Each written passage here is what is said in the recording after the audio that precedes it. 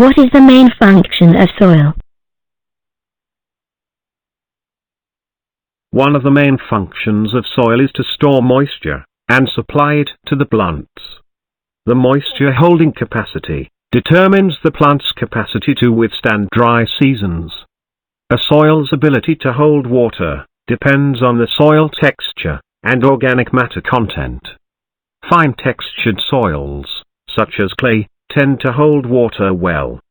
Also, soils with significant amounts of organic content are capable of retaining a lot of water.